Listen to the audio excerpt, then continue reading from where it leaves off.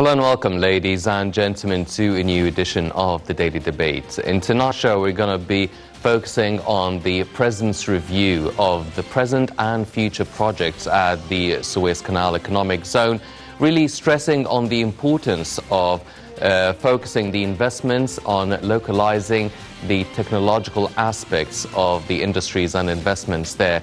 We're going to be focusing on this topic tonight, but before we start doing that, let's check out some of the stories making the news today. And we'll start off with Dar al-Ifta announcing that the holy month of Ramadan would end on Wednesday and that Eid al-Fitr, or the Lesser Baram, will begin on Thursday. Marking the occasion, President Abdel Fattah al-Sisi exchanged messages of congratulations with their Majesties and Excellencies, kings and heads of Arab and Islamic countries. In his message, President al-Sisi expressed his sincere congratulations to the leaders and their people on this occasion, calling on Almighty God to bless Arab and Islamic nations with prosperity and well-being. The President received a phone call from Abu Dhabi Crown Prince Mohammed bin Zayed Al Nahyan, who greeted the President on the occasion. Meanwhile, the Armed Forces General Command congratulated President al-Sisi and the people on Eid al-Fitr.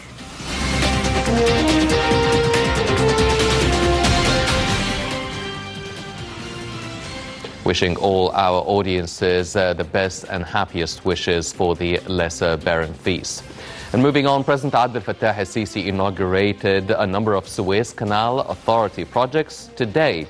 Now, the President witnessed the launch of the dredger Muheb Mamish, described as the largest in the Middle East, with a depth of 35 meters and an ability to take out 3,600 square meters per hour.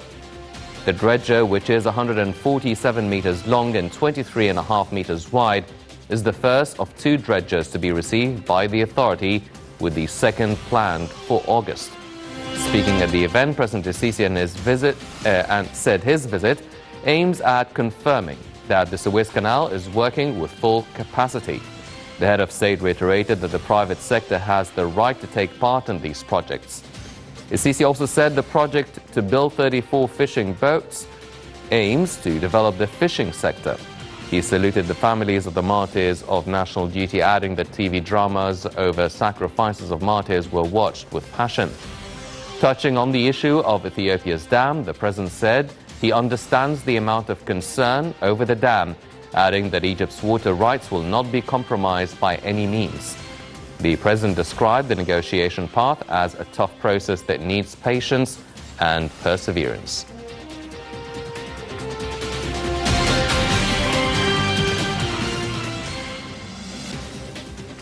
Also, Suez Canal Authority Chief Lieutenant General Osama Rabia addressed the event, and he reviewed the scheme to develop the Suez Canal waterway. Rabia said that the authority is implementing giant projects, adding that the world witnessed a national epic in ending the evergreen crisis. He said the canal has scored new records in the number of passing vessels due to its competitive capabilities.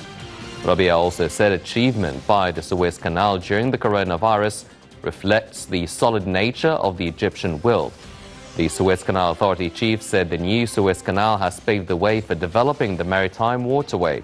He said the authority has kept up with the speedy development in global maritime transportation, and he also added that the authority has signed a deal for receiving 3 motorboats to deal with oil pollution, adding that 34 fishing boats will be given the green light to start operation.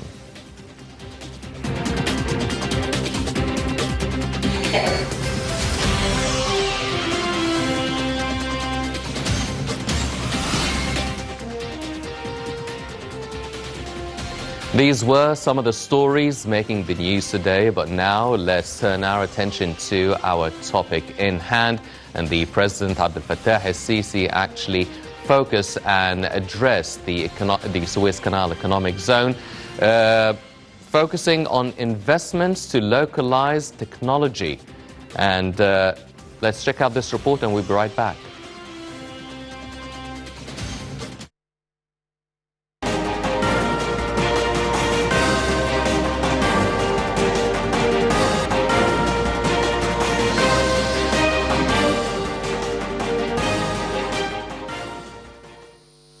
President Abdel Fattah al-Sisi has directed that the project strategy in the Suez Canal Economic Zone focus on investments that aims at localizing technology and possessing industrial capacity. In a meeting with the Prime Minister Mustafa Madbouli and Suez Canal Economic Zone Chairman Mohammed Yahya Zeki, President al-Sisi instructed focusing on investments that also create job opportunities. The head of state also gave his directives to maximize the projects related to the port system and marine services in integration with the nationwide comprehensive development process. This aims to raise the classification of the Egyptian seaports on the international map of navigation and marine services. President al-Sisi asserted that the Suez Canal Economic Zone investment strategy should be technologically oriented with the aim of dismantling the digitalization approach across the various industrial sectors and entrusted in focusing on the SC zone investments seeking to digitalize ventures and localize technology and manufacturing with a view to upgrading the industrial and technological capabilities and creating more jobs. The President also stressed on the importance of giving prior attention to incorporating port system and maritime service projects to run in tandem with an overall development scheme in the country. For his part, Zaki briefed the President on the latest financial indicators concerning the investment projects in the SC zone, as well as the current efforts to attract more foreign investments for planned industrial zones. He also reviewed the latest upgrades on the ongoing development projects of silos and docks in Ain Subna and Al Arish ports, in addition to establishing a global center for maritime services in both ports. Zaki explained the executive plan for developing the East Port Said port and establishing a car assembly plant in cooperation with major international car makers in the East Port Said integrated industrial zone.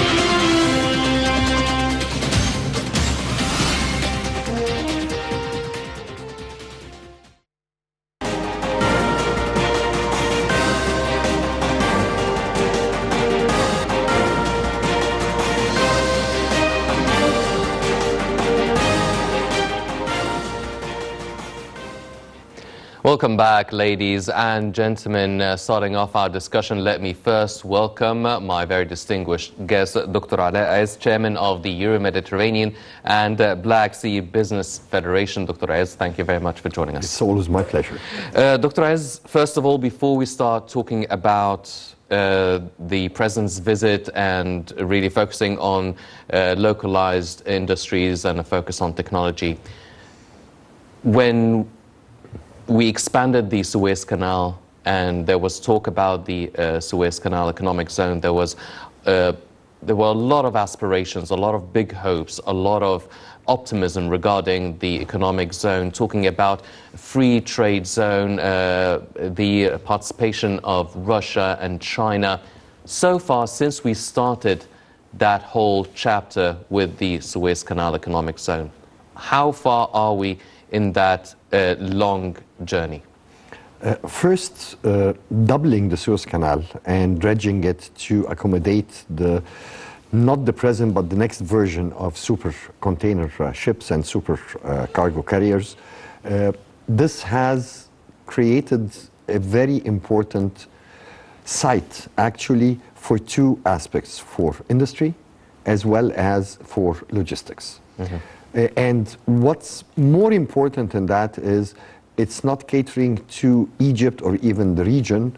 Egypt is no longer a market of 100 million consumers. Egypt today is a 3.1 billion consumer market through the free trade areas. The last was the continental African free trade area that was launched by His Excellency President Sisi.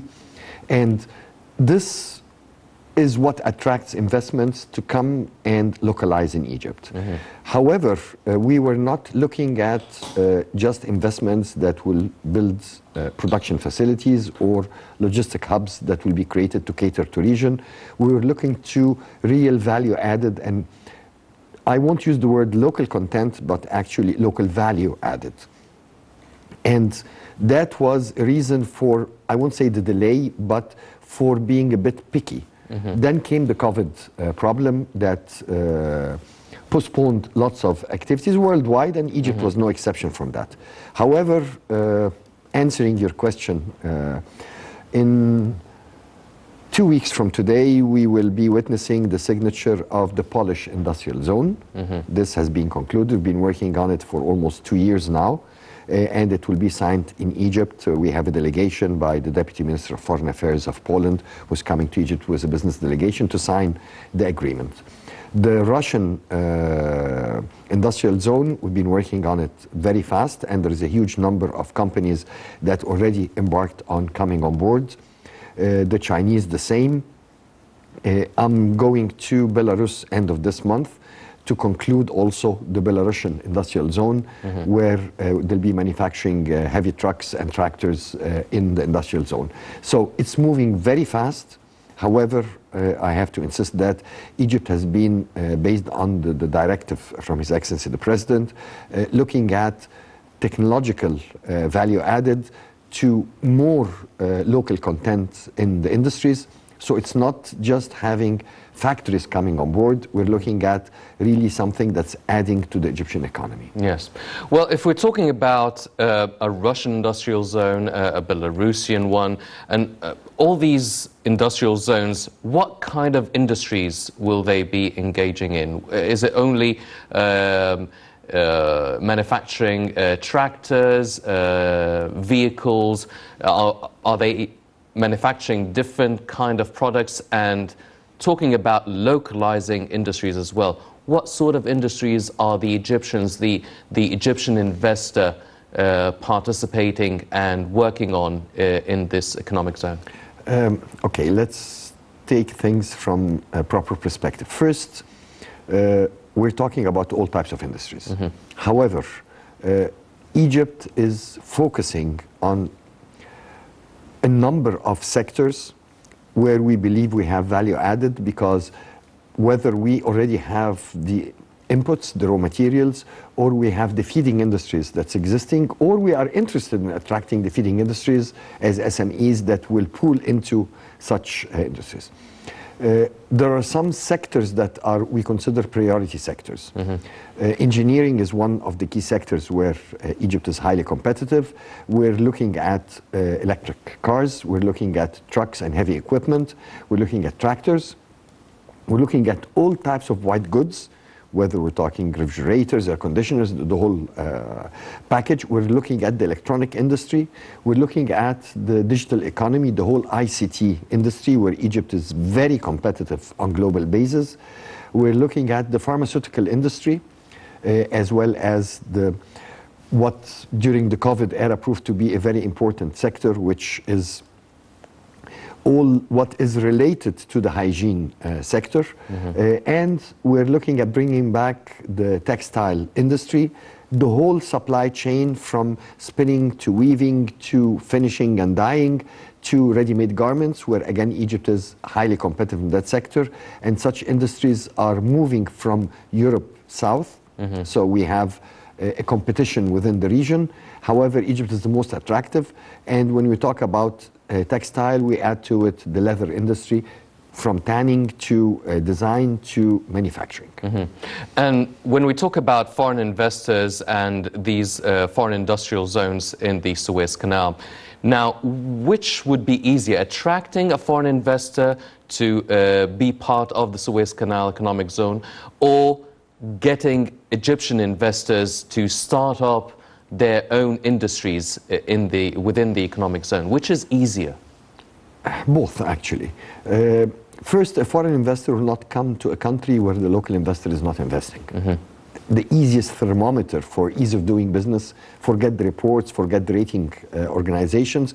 The easy thing is, are people of that country investing in their country? If they're doing it, then I'm confident. So both are targets.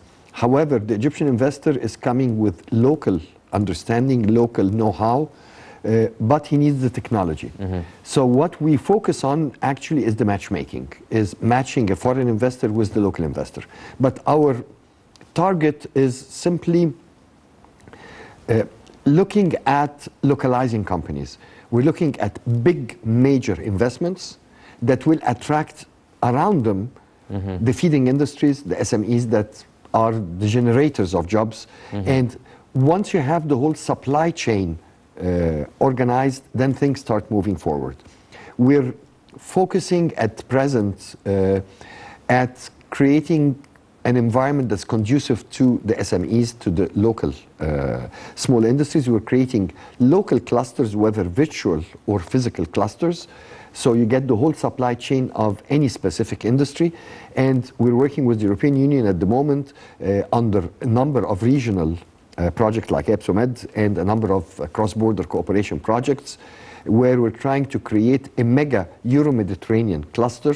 So we're not using only the Egyptian SMEs, but we're using European SMEs with Egyptian feeding into major investments.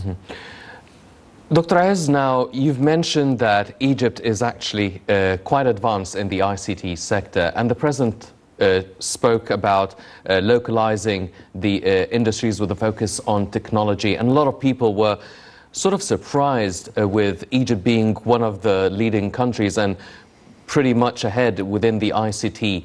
How do you explain this? How did this come about, Egypt really taking that much of a leap in this sort of sector? ICT is, let's take Bill Gates, for example. One of the top 5 companies in the world, Microsoft, was established by a kid in his garage. It doesn't need investments. It needs brains. And we have 100 million Egyptians, almost the majority under 29 years of age. All of them are IT literate. And we have a good education in that sector specifically. Today, 1.7% of Egypt's exports are ICT exports. These are virtual products that you export, bringing in foreign currency. Let's not forget that a Man Day in Japan or in Europe or in the States is a Man Month in Egypt. So we're very competitive. On the other hand, a huge part of the paid software royalties is coming from Arab countries. So Arabization is a must. And if you Arabize in any other country, you're using expat Egyptians. If you Arabize in Egypt, you're using Egyptians. So it's a low-cost, competitive market, and there is a huge support that's being provided by the Ministry of ICT, especially through ITIDA, where they're creating incubators, they're creating clusters. We have 2 European Union projects that are supporting ICT clusters and their exports. And if you look at the new short term, we have the Agenda 2030 for Egypt. Yes. However, there's the 2026 that's been launched by Minister Hala Said a few days ago. And ICT is a core component in it, where they intend to duplicate Egypt's exports in that sector. And to achieve that, there is a lot of activities that are being done, basically supporting all these startups. We just, 3 days ago, with Minister of International Cooperation, Rani Mashot, and Minister of Trade and Industry, and the EU Ambassador, we launched new 4 regional projects for supporting startups and innovation. And like the President has stressed more than once, innovation and technology is the key to have value-added exports. We're looking at moving from exporting raw materials and low-technology products to increase the share of high technological input products, whether replacing imports or increasing our exports in these sectors. And we have doubled that in the past 3 years. And according to the Agenda 2026, we're expecting to triple it in the coming 5 years. Well, from what you're saying, there seems to be a lot of emphasis on the SMEs, the startups, the entrepreneurs. And this is something that maybe a lot of entrepreneurs and a lot of the youth, they're not really, whenever they start a business, they don't first think of the Suez Canal economic zone. They think of the capital, the bigger cities, work online, social media, and this sort of aspect of the startups. How popular is it with the young entrepreneurs and the startups and the SMEs? How easy and popular is it for them to just take that bold decision and move to the Suez Canal economic zone? It doesn't have to be actually physically, but moving their attention and the focus of their business and investments over there. First, since last March, COVID has changed the modus operandi of doing business worldwide, and Egypt is no exception. We're all working online, we're working from home, we're working remotely. So being in the Suez Canal zone or being elsewhere is irrelevant. Feeding into the Suez Canal zone is what we're talking about. Yes. That's why we, under these new regional projects of the European Union, we're creating a number of incubators. This is augmenting what the government, through different ministries, through Ms. Maida, the Micro and Small Enterprise Authority, through the Ministry of ICT, through the Ministry of Housing, through all ministries in Egypt, they're creating incubators for the companies working in the sectors feeding into this ministry. At the same time, we are creating another major project, which is called Plato, which simply is the big companies will become custodians and angels to the SMEs. What does an SME need? They need market access, they need technology, they need coaching, and they need access to finance. The first 3, for the interest of the big company, have to be provided by them. So what we're doing is we're linking the big players with the feeding industry or processing industry that are small and micro enterprises, working with them, whether they're physically clustered around them or they're geographically scattered and virtually are clustered. So what we're creating is local clusters linked to regional clusters to help create matchmakings, and this has succeeded. We've been working on this for the past 4 years, and we've seen success stories where companies that were individual startups became today tens of millions of dollars companies with exports, employing, one of them is today employing 700 employees in a matter of 2 years. So it works. And what they need is the support. The government is moving from being the operator, which was inefficient, to the highly needed regulator. They're paving the way, they're putting laws, regulations that make life easier for startups and small and micro enterprises to operate. And let's not forget, there is, according to different studies, between 40 and 60% of the economy which is informal. When you ease doing business, this informal sector starts to formalize. Once they formalize, they have one important thing that will help them grow: access to finance. And once they have this access to finance, they start growing, and then your GDP will start doubling very simply, not by having new investments, but simply by formalizing the informal sector. Yes. And this is another mandate that the government is putting very high emphasis on. We're seeing a huge legislative and regulatory revolution. The parliament is doing the legislative part, and the government is doing the regulatory part.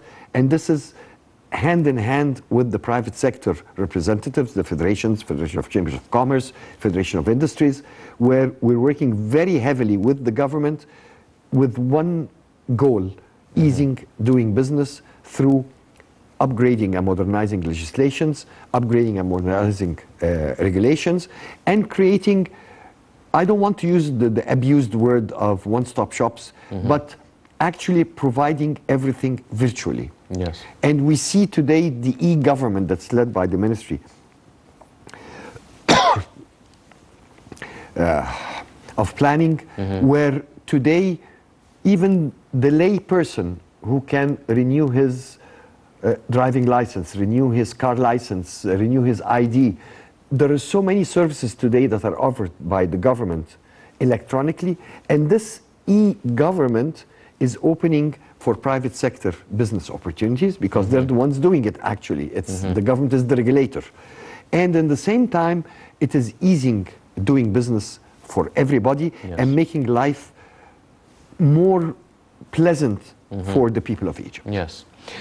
Dr. Aiz, now talking about the startups and really encouraging this private sector and the SMEs.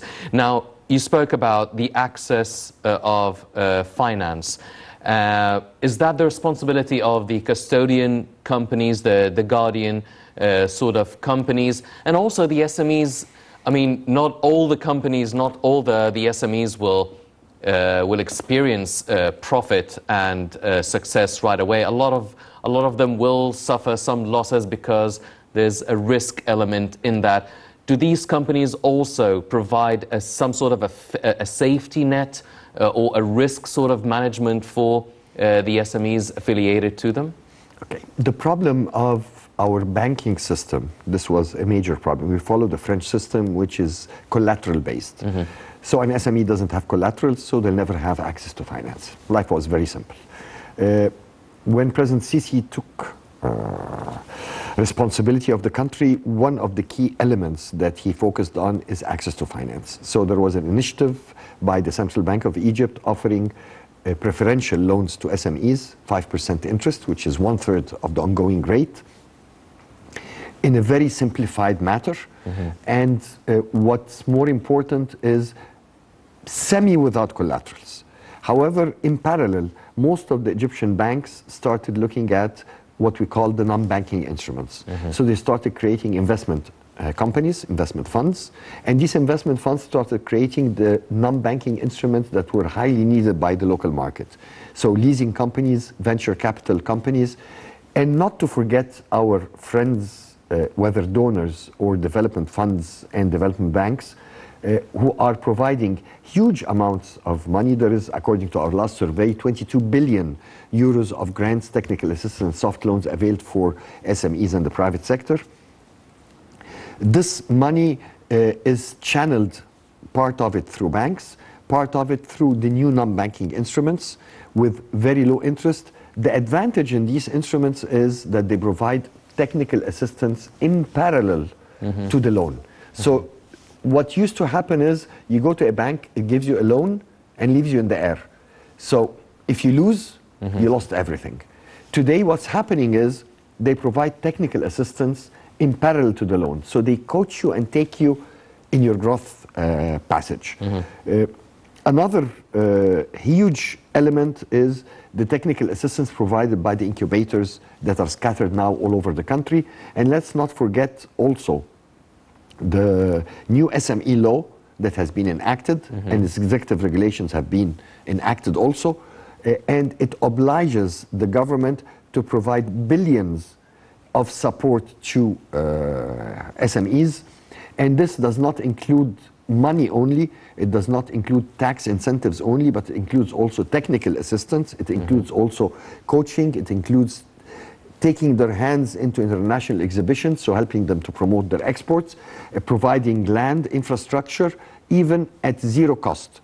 Again, this depends. What we're trying to reach is the idea, and its visibility and its viability is the key for supporting a company, rather than they have the money or the collateral. Yes. And this is something we've been fighting for over a decade, and thanks to His Excellency the President and his directives, this is realized today. Yes. Well, ladies and gentlemen, definitely this reimagination of the Egyptian industries, reimagination of the investments and the cooperations taking place here in Egypt is one of the ways that the economy and the government is going for. Now, also the Egyptian government is working on raising the standards of the maritime ports. Now, Egypt is renovating also El Arish port in northern Sinai to reach the international standards. Let's check out this report and we'll be right back.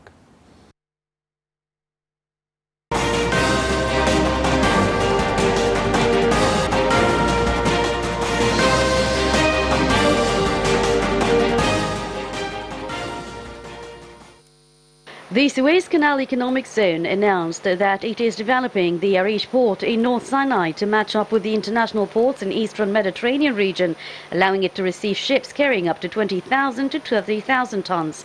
After deepening the draft for 12 meters in order to meet the demands for customers of the Sinai Peninsula products, the head of the SC Zone, Yahya Zaki, said that the port renovation operations aims to increase circulation rates and expand the traded goods, whether general or strategic, in addition to providing job opportunities for the people of North Sinai and the governorates in all areas that serves the port's activities. Zaki explained that the port enjoys a unique location on the Mediterranean Sea, as it connects the continents of Europe and Asia, a factor which has necessitated its development, especially as it is the only port in the Sinai Peninsula that receives modern ships carrying huge tons and exports Sinai's goods such as cement, sand, salt and marble. He added that the development operation taking place in cooperation with the armed forces aimed to complete the projects within 2 years and bring it to the international levels. The SC Zone's head noted that there are facilities granted to exporting companies to open new markets for them in Europe and North Africa, as 70,000 tons of Sinai products have been exported since the port was restarted to Russia, Syria, Greece, Morocco and Libya. Meanwhile, the Transport Ministry plans to start establishing the country's first factory to locally manufacture trains of all kinds, starting from the beginning of 2021. The project includes the participation of the Transport Ministry, the Planning and Economic Development Ministry, the General Authority for the Suez Canal Economic Zone, the Sovereign Fund of Egypt and 5 private sector companies. It is being implemented by the National Egyptian Company for Railway Industries, which owns the shares, with ownership shared by the Transport Ministry, SC Zone and the TSFE in cooperation with the 5 private sector companies.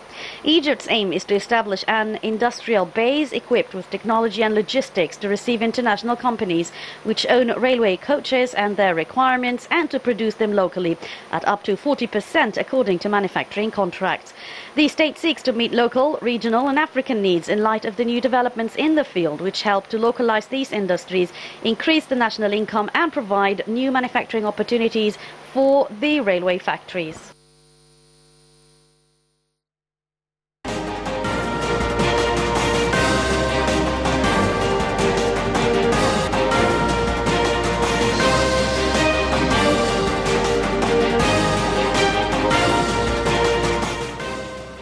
Welcome back, ladies and gentlemen. Continuing our discussion with Dr. Aziz. Doctor, now, it seems that there is great opportunities for different Egyptian investors and local industries here, be it in the Suez Canal economic zone or the other different mega-national projects taking place in the country.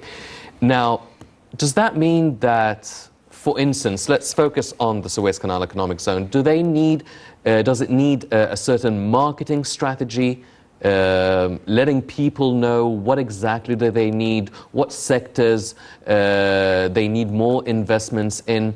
Is it something like watching the real estate ads on the telly, or do they have different means of marketing themselves and the fertile soil that it has? Or does it even need the marketing?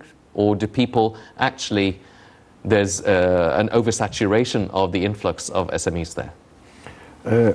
First, I won't use industries alone, because Suez Canal is a mega area that caters to industries, to services.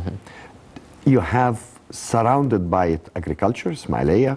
You have fisheries. The biggest in Egypt was unheard of in the fisheries sector.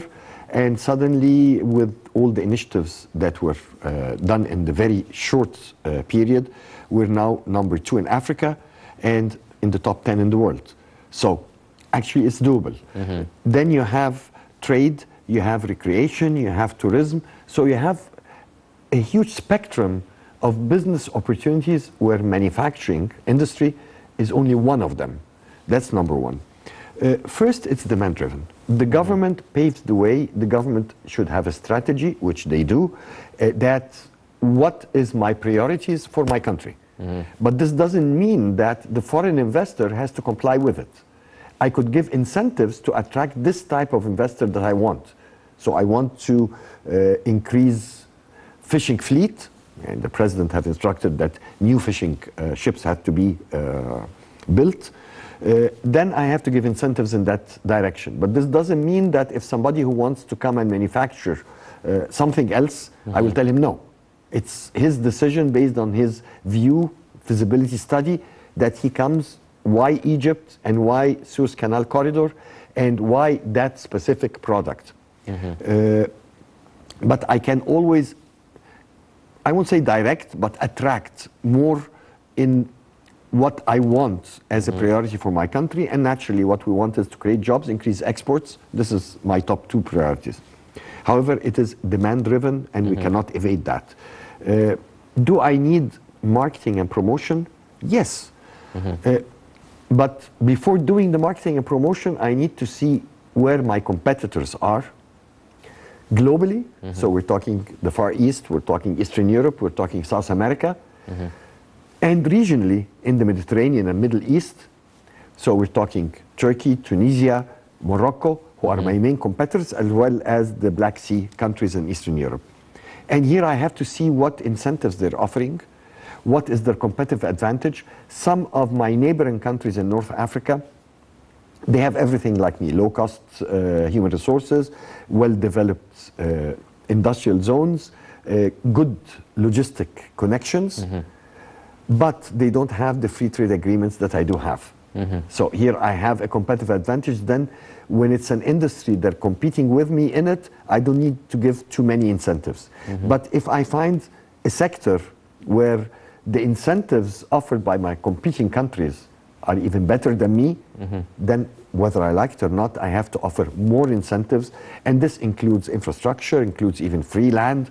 There is a lot based on this dynamic study that's being done. The same is being done in the mega master plan of Egyptian ports. What is the price I'm charging for logistics? Yes. When we talk about hub ports like Singapore, like Dubai, 80% of their ships that come calling on them is mother ships coming with huge, big ships with products that are downloaded there as a logistic hub, and then small daughter ships start distributing in the region. And then gradually they find it's non-economic to do this, so they start bringing raw materials for final production, to have the local content, which is cheaper, and also to have the eligibility to enter into the free trade agreements. So it's a long process. In this condition, it's 80% transshipment, 20% coming inland. In Egypt, it's the reverse. Most of my ports is 20% transshipment, 80% inland. What we're working on at the moment is to switch this to become a major logistic hub where I have the best location. I have zero deviation from all international freight routes, thanks to the Suez Canal. And doing that, you have to be very flexible in adjusting your fees, adjusting your rates, to attract more shipping lines to come to you, to attract more loops, which is the daughter ships that do the distribution. And this is what the government, the Ministry of Transport, is working at the moment. Well, it seems that you've mentioned all these competitors, and you've also earlier mentioned that Egypt is actually more attractive than all of this competition, and you've less, or it is on the way to trying not to become... Not in all sectors, not in all sectors. Okay, so, and you've listed now some of the ways that, how we can be more attractive for foreign investors. How far are we from fulfilling all these sort of points you've pointed out, the logistics, the infrastructure, free land, all these things? How far are we in fulfilling these things to be more attractive and more competitive than our competitors? What has been concluded at the moment is a complete mapping of what is my competitive advantage, and based on that, which sectors don't need support, and then where other sectors that I want to bring into Egypt, like electric cars, for example, where there is a huge competition, then I need to give incentives. These incentives, some of them are permissible according to Egyptian laws and regulations, some of them are not.